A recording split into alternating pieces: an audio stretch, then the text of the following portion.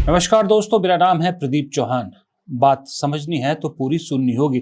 आज दिन रविवार का है और हम रविवार के दिन पिछले हफ्ते की किसी बड़ी पॉलिटिकल खबर का विश्लेषण करते हैं। तो इस हफ्ते दरअसल बहुत सारी पॉलिटिकल खबरें भी हुई, आपको मालूम है। जैसे राहुल गांधी ने मंच से ऐलान किया कि सरकार बदलते ही हेमंता बिस्वा शर्मा जेल में होंगे, तो उसको लेकर बड़ा रिएक्शन हुआ।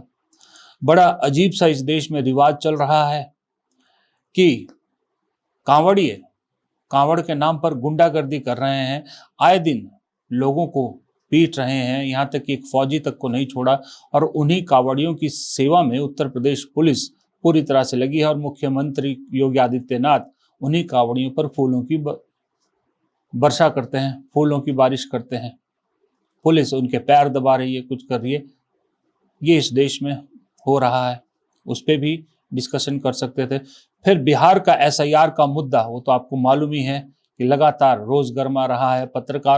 जो पत्रकार सच्चाई दिखा रहे हैं उन पर एफआईआर हो रही हैं। इधर इंडिया गठबंधन की 1.25 साल बाद बैठक हुई। मॉनसून सत्र जो कल से शुरू है, इन सोमवार से जो शुरू है, उसको लेकर बैठक हुई और उस बैठक में सभी लोग शामिल हुए सिवाय एक पार्टी के जिसने बाय बाय कर दिया इंडिया गठबंधन को, अरविंद केजरीवाल की आम आदमी पार्टी। ये बहुत सारी खबरें थी, लेकिन इस सब के बीच में एक खबर जो मेरी नज़र में आ जाई, जो आप सब ने भी देखी होगी, तो मुझे लगा उस खबर पे आज बात की जानी चाहिए। खबर राजनीतिक नहीं है, राजनेता से जुड़ी हुई है, लेकिन राजनीति से नहीं है। और वो खबर है कि राहुल गांधी ने कैसे बिहार के माउंटेन मैन दशरथ मांझी के परिवार को एक पक्की छत देने का इंतजाम कर दिया है। आज आपने पढ़ा होगा अखबार में भी या सोशल मीडिया में कहीं कि कैसे कुछ दिन पहले, आपको याद है, बिहार जब राहुल गांधी गए थे तो वो दशरथ मांझी के परिवार से मिले थे। भागीरथ मांझी जो उनके पुत्र है और उनके आगे परिवार के सदस्यों से मिले थे। उनके कच्चे मकान में राहुल गांधी बैठे थे, उनसे बातें की, उनकी समस्याएं जानी और फिर चुपचाप से राहुल गांधी ने वो किया जो राहुल गांधी अक्सर करते आए हैं, यानी कि गरीबों की मदद। और उन्होंने दशरथ मांझी के परिवार के लिए अब एक पक्का मकान बनाना शुरू कर दिया है, जिसकी देखरेख खुद बिहार के प्रदेश अध्यक्ष राजेश राम कर रहे हैं। 4 कमरों का पक्का मकान बन रहा है। अब मीडिया में जब ये खबर आई तो हम सबको पता लगा कि राहुल गांधी ने इस तरह से उनकी मदद की है। अब राहुल गांधी से उन्होंने कहा नहीं था, भागीरथ मांझी कह रहे हैं हमने कहा नहीं था, और ना राहुल गांधी ने कहा था कि कुछ ऐसी बात की थी। चुपचाप राहुल गांधी ने जाते ही 2 दिन के अंदर अंदर वह मटेरियल पहुंचाना शुरू कर दिया और उसके बाद घर का काम शुरू हो गया। आज आपके सामने तस्वीरों में है कि घर किस हालत, यानी कितना काम उस घर का हो चुका है। अब इसको आप क्या कहेंगे मुझे नहीं मालूम। इसे नेता कहें, इसे जन नेता कहें, इसे समाज सेवक कहेंगे या इसे धर्मात्मा कहेंगे। खास करके उस आदमी के बारे में बताना ज्यादा मुश्किल हो जाता है जिसे कहा जाता है युवराज, जिसे कहा गया युवराज, जिसे कहा गया भाई अमीरी में पैदा हुए बच्चा, born with the silver spoon, जिसे पप्पू कहा गया, जिसे कहा गया दुनिया का सबसे अनाड़ी है। हाल ही में एक वरिष्ठ पत्रकार है, सीनियर पत्रकार हैं, उन्होंने भी एक यूट्यूब चैनल को कहा कि राहुल गांधी शायद राजनीति में अपने पिता राजीव गांधी से भी ज्यादा भोले हैं। उन्होंने भोले कहा कि राजनीति में बहुत भोले हैं। अब इसको आप भोलापन ही कहेंगे। अब ऐसा नहीं है कि राहुल गांधी ने पहली बार ऐसा किया है, कितनों ही बार ऐसा किया है। जिनको मालूम है वो उनको मालूम है, जिनको नहीं मालूम है उनको क्या कहें। मालूम होते हुए अगर कोई ना समझ कहता है।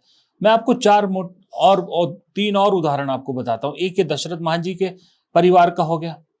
इससे पहले आपको याद है एक जो है वो महाराष्ट्र की कलावती बांडुरकर, ये नाम सुना है आपने? नहीं सुना तो ये तस्वीर देखिए। इस महिला को पहचानते हैं आप? याद है 3 या 4 साल पहले गृह मंत्री अमित शाह ने संसद में खड़े होकर इन कलावती का नाम लिया था और कहा था कि कांग्रेस ने इनके लिए कुछ नहीं किया।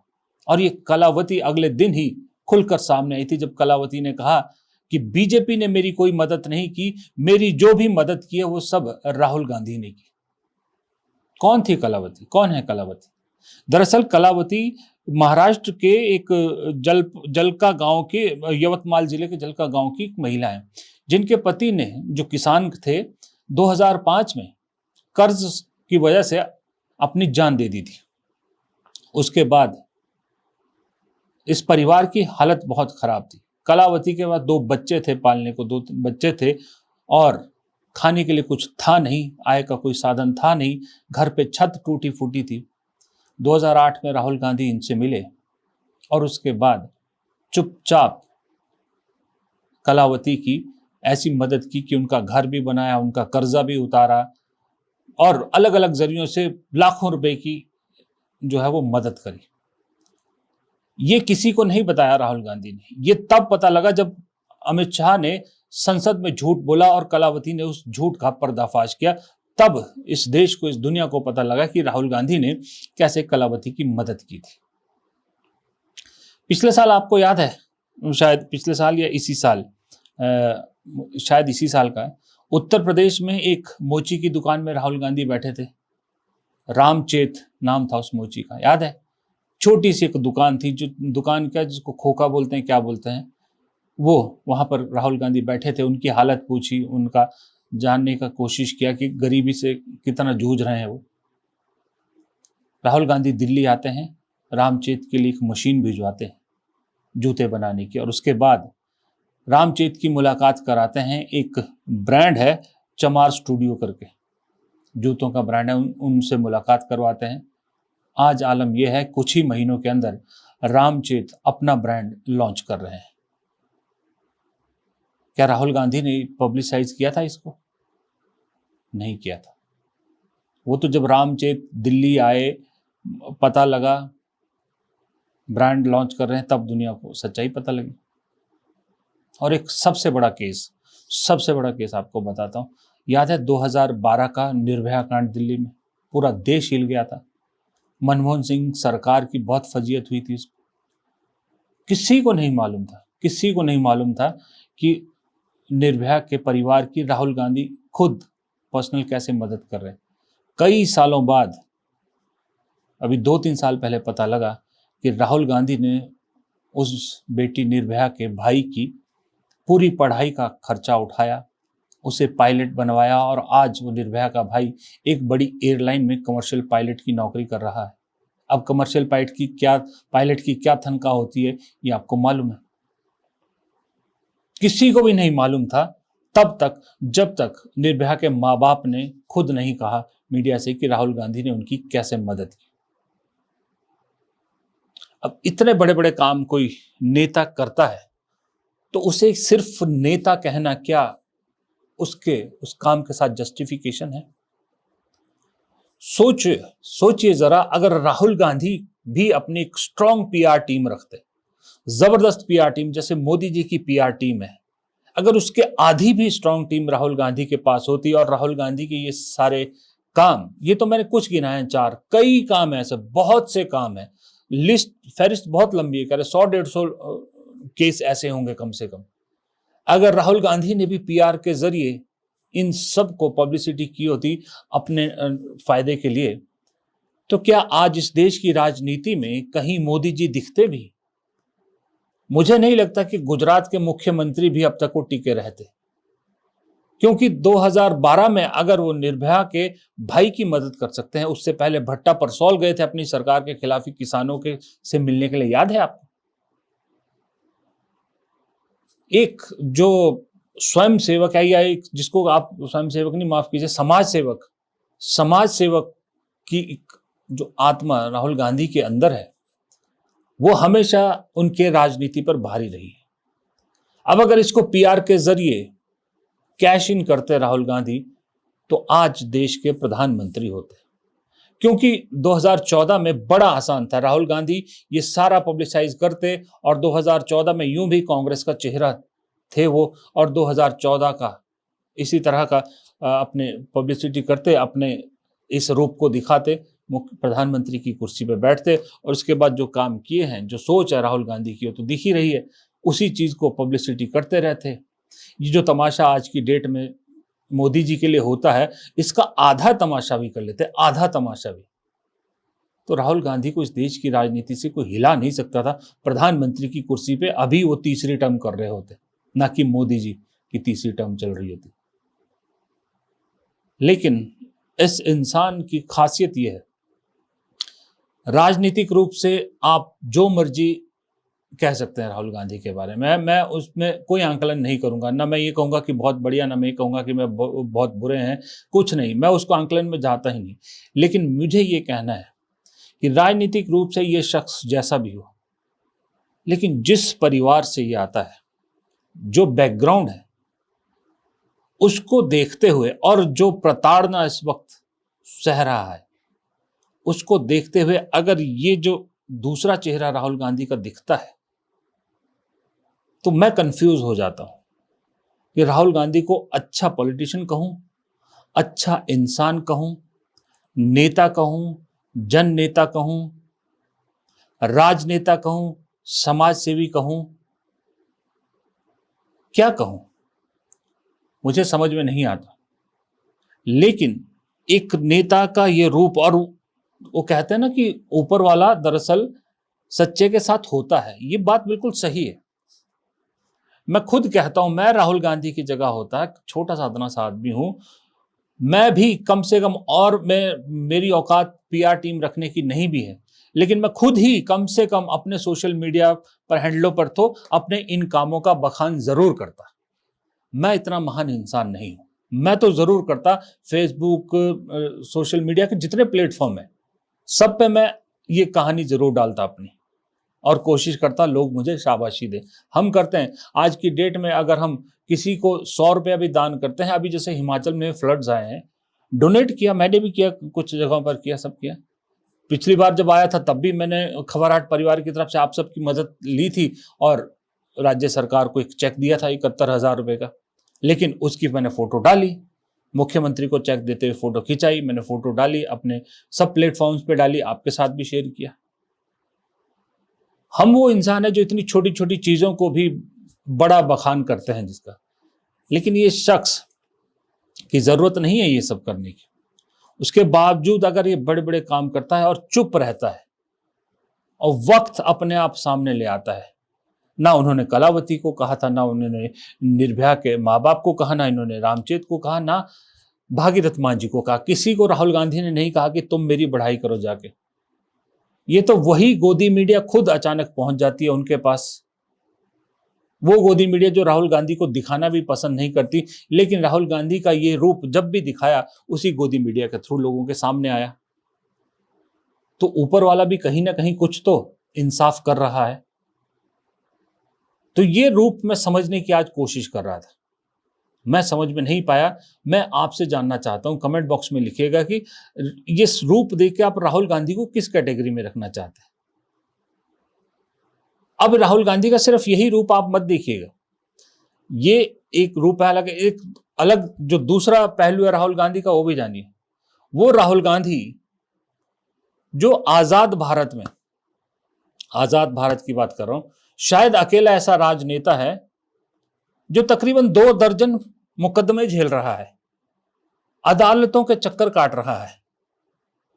आप में से बहुत सारे लोग पूछते थे कि राहुल गांधी पे क्या क्या केस चल रहे हैं।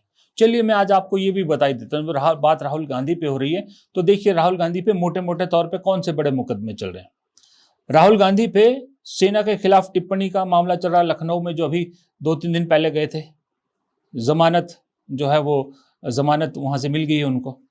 एक मामला चल रहा है उन पे नेशनल हेराल्ड का मामला, आपको मालूम है नेशनल हेराल्ड अखबार को लेकर जो है वो सोनिया गांधी, राहुल गांधी और सैम पित्रोदा वगैरह 5-6 नेताओं पर चल रहा है, उसमें भी राहुल गांधी जमानत पर, मामला दिल्ली में चल रहा है। एक राहुल गांधी की दोहरी नागरिकता को लेकर दिल्ली और इलाहाबाद में मामला चल रहे हैं, दिल्ली और इलाहाबाद हाई कोर्ट में। एक जो है वो स्वामी का है किया हुआ केस है, और एक सुब्रमण्यम स्वामी का, एक और कोई बीजेपी का कार्यकर्ता है, वकील है, उसने इलाहाबाद हाई कोर्ट में कर रखा है। फिर सावरकर पर टिप्पणी के खिलाफ मानहानि पुणे में, वे जो सावरकर को लेकर राहुल गांधी बोलते हैं, वो एक मानहानि का मुकदमा पुणे में चल रहा है जो अभी अदालत में है। वही सावरकर को लेकर ठाणे में भी एक मानहानि का मामला चल रहा है, वो भी अदालत में लंबित है।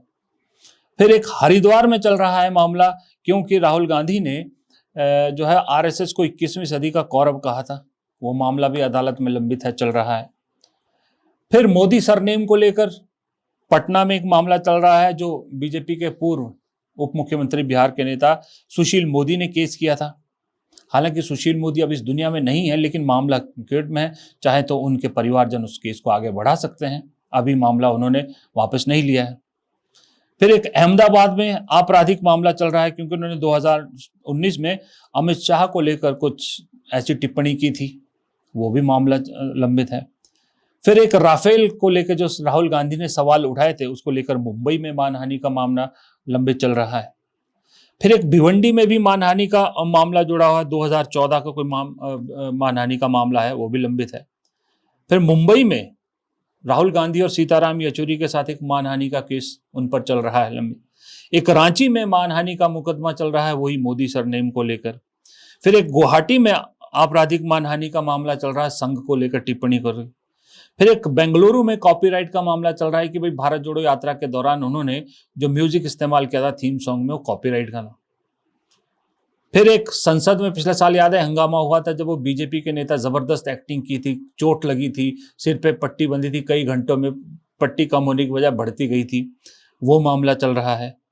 फिर एक वो फेमस केस तो है ही है, जो सूरत में मोदी सरनेम का मामला, जिसमें सजा हुई थी और उसके बाद डिस्क्वालिफिकेशन राहुल गांधी की हुई थी, वो अभी सुप्रीम कोर्ट में लंबित है।